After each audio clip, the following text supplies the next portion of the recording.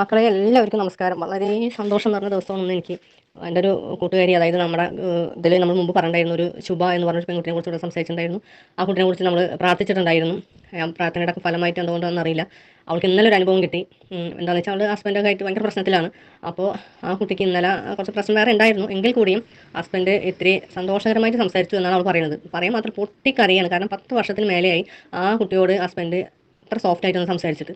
ആ വാക്കുകളിൽ തന്നെ നമുക്ക് ആലോചിച്ചറിയാൻ പറ്റുമല്ലോ ആ ദാമ്പത്യ ജീവിതം എന്തായിരിക്കുമെന്ന്. ഇതിൽ കൂടുതൽ വർണ്ണനകളും ഒന്നും വിവരണങ്ങളും ഒന്നും വേണ്ട.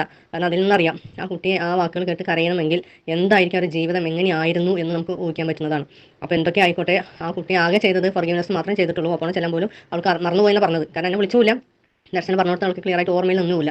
അങ്ങനെ എന്തോന്ന് പറയുന്നത്. ആ ഫോർഗീവ്നെസ് ചെയ്തതിൽ കൂടി തന്നെ അവനൊരു മാറ്റമുണ്ട്. ഇപ്പോൾ പഴയ പോലെ അത്ര വല്ലാതെ ചീറ്റൊന്നും പറയാറില്ല. ആദ്യം എന്ന് പറഞ്ഞാലും തെറിയുടെ അഭിഷേകമാണ്.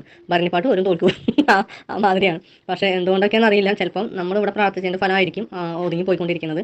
അപ്പോൾ എന്നെ വിളിച്ചപ്പോൾ വ്യക്തമായിട്ട് ഓപ്പണോടെ പ്രസക്തിയും കാര്യങ്ങളും എല്ലാം പറഞ്ഞു കൊടുത്തിട്ടുണ്ട്. അപ്പോൾ നമ്മളും കൂടി ഒന്നും കൂടി ഇനിയും ആഞ്ഞു പിടിച്ചാൽ ആ കുട്ടി ചിരിച്ച് നമ്മളുടെ അടുത്തേക്ക് വരും എന്നാണ് പറയുന്നത്.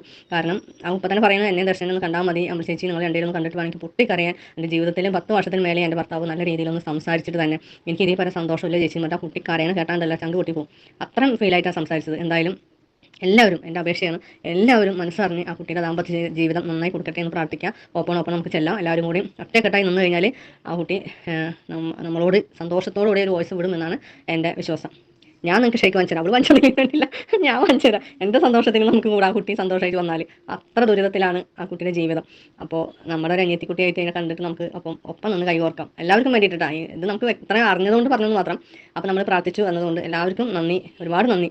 അപ്പോൾ ഇനി നമുക്ക് പ്രാർത്ഥിക്കണം. അപ്പോൾ ഇത് ഇങ്ങനെ അനുഭവങ്ങൾ നമ്മുടെ അനുഭവത്തിൽ വേറെ ആരെങ്കിലുമൊക്കെ ഉണ്ടെങ്കിൽ അവരോടും പറഞ്ഞ് അവരെയും നമ്മുടെ ജീവിതത്തിലേക്ക്, ഈ ഗ്രൂപ്പിലേക്ക് കൊണ്ടുവന്നാൽ ദർശനിൽ നിന്ന് പല പല അത്ഭുതങ്ങൾ അവർക്ക് കിട്ടാവുന്നതാണ്. കൂടെ നമുക്കും സഹായിക്കും. എല്ലാവർക്കും സന്തോഷമാവട്ടെ. എല്ലാവരുടെ ജീവിതം ഹാപ്പി ആയിട്ട് പോട്ടെ. Thank you universe, thank you. ഈ ശുഭയുടെ ഒരു ചരിത്രം അറിയാത്തവർക്ക് വേണ്ടി ഞാൻ പറയുകയാണ്. എനിക്ക് ഏകദേശം ഒരു 5 വർഷമായിട്ട്, 5 വർഷത്തിൽ കൂടുതലായി ശുഭനെ പരിചയം. അപ്പോൾ ഈ കുട്ടിയുടെ കണ്ണുകളിൽ എഴുതി വെച്ചിട്ടുണ്ട്, ആരെങ്കിലുടെ ഒരു തോള് കിട്ടിയിരുന്നെങ്കിൽ ചങ്ക് പൊട്ടിക്കറിയാൻ വേണ്ടി ഉള്ള അവസ്ഥയിൽ, മാനസികാവസ്ഥയാണെന്ന് എനിക്ക് കണ്ട് മനസ്സിലായിട്ട് ഞാൻ ഒരിക്കൽ പിടിച്ചു നിർത്തി ചോദിച്ചതാണ്. അപ്പോഴാണ് അണക്കെട്ട് പൊട്ടും വിധത്തിലാണ് ആ കുട്ടി അന്ന് കരഞ്ഞു കൂട്ടിയത് ആ സംഭവങ്ങൾ. പക്ഷെ നമുക്കൊന്നും ചെയ്യാൻ പറ്റില്ല, ഒന്നും പറയാൻ പറ്റില്ല, ആശ്വസിപ്പിക്കാൻ നല്ല വേറൊരു വഴിയില്ല.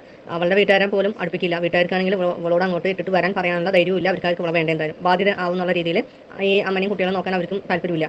അവരൊന്നും ഫോൺ വിളിക്കാനോ അവർക്കൊന്നും അന്വേഷിച്ച് വീട്ടിൽ വരാനോ ഒന്നും സമ്മതിക്കില്ല. അവളുടെ ഹസ്ബൻഡ് അമ്മായിയൊന്നും. പിന്നെ ഒരു ജോലിക്ക് ഇവൾ അത്യാവശ്യം ഒന്ന് പോയി ആ പണം മുഴുവൻ കറക്റ്റായിട്ട് 1 രൂപ പോലും എടുക്കാൻ സമ്മതിക്കാതെ അവൻ തിരിച്ച് ഏൽപ്പിക്കണമായിരുന്നു. ഒരു പൊട്ടോ കൺമഷയോ പോലും അവൾക്ക് വാങ്ങാൻ സ്വാതന്ത്ര്യമില്ല. പിന്നെ ബെഡ്റൂമിലും ബാത്റൂമിലും ഒഴികെ ബാക്കി എല്ലാ മുക്കിലും മൂലയിലും CCTV ക്യാമറ വെച്ചിട്ടുണ്ട്. അവൾ എവിടെയെങ്കിലും പോകണമെന്നുണ്ടെങ്കിൽ അവൻ അനുവാദം കൊടുത്താൽ മാത്രമേ പുറത്തേക്ക് പോകാൻ പറ്റുള്ളൂ. പ്രത്യേകിച്ചും അമ്മായിമ്മ കുട്ടികളായിട്ട് മാത്രമേ ഇറങ്ങാറുള്ളൂ. ഒറ്റയ്ക്ക് ഇനി അഥവാ മക്കളെന്തെങ്കിലും സ്കൂളിൽ നിന്ന് വിളിക്കേണ്ട കാര്യങ്ങൾക്ക് പോകുകയാണെങ്കിൽ കൂടിയും ആ ക്യാമറയിൽ ടൈം നോക്കി ഇരിക്കും. ആ ടൈമിൽ വ്യത്യാസം വന്നു എന്നുണ്ടെങ്കിൽ പിന്നെ പൂരപ്പാട്ടാണ്.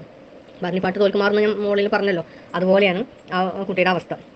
അപ്പോൾ ആ കുട്ടി ജീവിച്ചിരിക്കുന്നത് തന്നെ ആ 2 മക്കൾക്ക് വേണ്ടിയിട്ടാണ്. ആ മക്കളെ അനാഥാക്കാൻ പറ്റില്ല. കാരണം അവളില്ലാന്നുണ്ടെങ്കിൽ ആ കുട്ടികളുടെ ജീവിതം എത്രത്തോളം കഷ്ടമാണെന്ന് അവൾക്ക് നല്ല ഉത്തമ ബോധ്യം ഉള്ളതുകൊണ്ട് മരിക്കാതെ ഇതുവരെ പിടിച്ചത്.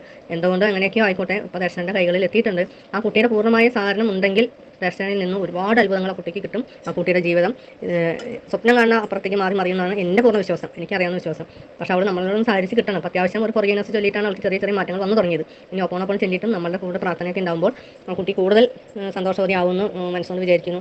എല്ലാവർക്കും ഒരിക്കൽ കൂടി ഒരുപാട് താങ്ക്സ് ഞാൻ പറയുന്നത് എല്ലാവർക്കും. കാരണം അവർക്ക് വേണ്ടി പ്രാർത്ഥിച്ച എല്ലാവർക്കും ദർശനിൽ നിന്ന് ഒരുപാട് പേർക്ക് അത്ഭുതങ്ങൾ നേടാൻ സാധിക്കട്ടെ എന്നും പറയുന്നു. ദർശനിക്ക് ഒരുപാട് നന്ദി, നന്ദി, നന്ദി, നന്ദി സോ മച്ച്.